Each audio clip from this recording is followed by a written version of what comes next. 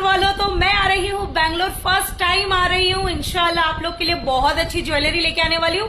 1 gram gold jewellery, जो कि आप लोग को पता है मैं सेल करती हूँ 1 ग्राम गोल्ड प्लेटेड ज्वेलरी, जो एकदम ओरिजिनल, जैसे ओरिजिनल को टक्कर देती है। और अल्हम्दुलिल्लाह हमारा तो इतना नाम है, हमारी ज्वेलरी का इतना नाम है। तो इंशाल्लाह आप लोग को लाइव देखने के लिए वहां पर लेकर आ रही हूँ। आप लोग को बताती हूँ मैं कहाँ पर आ रही हूँ। एड्रेस सुन लो और डेट सुन लो। अच्छा, डेट आप लोग को बता दूं, ये फरवरी की 28